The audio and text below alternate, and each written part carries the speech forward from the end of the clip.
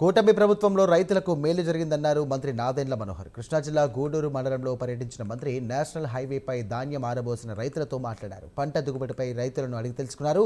ఇక కౌలు రైతులకు 50,000 టార్ఫిలిన్ పట్టాలు అందిస్తామని మంత్రి తెలియజేశారు. ప్రతి రైతు నుండి కూడా ధాన్యం కొనుగోలు చేస్తామని మంత్రి నాదెండ్ల మనోహర్ తెలియజేశారు.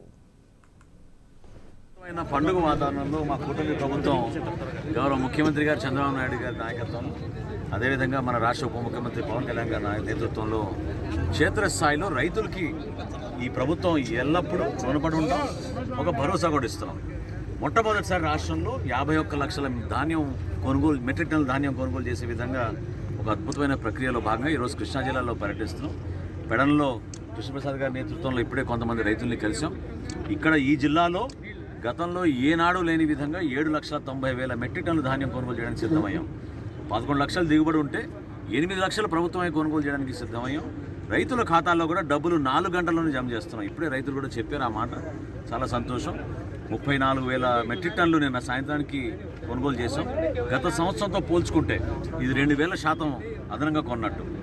ఇంకా డిసెంబర్ మాసానికల్లా ఖచ్చితంగా 7,90,000 మెట్రిక్ టన్నుల ధాన్యం కూడా కొనుగోలు చేసే విధంగా అందరూ కూడా సిద్ధమయ్యాం. క్షేత్రస్థాయిలో ఉన్న మా అధికార యంత్రాంగం, జిల్లా కలెక్టర్ గారు, జాయింట్ కలెక్టర్ గారు, మా సివిల్ సప్లై సిబ్బంది, రెవెన్యూ సిబ్బంది అందరూ కూడా రైతులకు అందుబాటులో ఉన్నారు. రైతు సహాయ కేంద్రాల్లో ఒకవేళ గోతాల విషయంలో కానివ్వండి, ట్రాన్స్పోర్ట్ విషయంలో కానివ్వండి, లేదా రైతులకు ఏమైనా అనుమానాలు ఉంటే దయచేసి మీరు వాట్సాప్లో ఒక మెసేజ్ పెడితే ఇమ్మీడియట్గా దాన్ని స్పందించే ఒక వెసులుబాటు కూడా మేము కల్పించాం. కాబట్టి ఈ కూటమి ప్రభుత్వం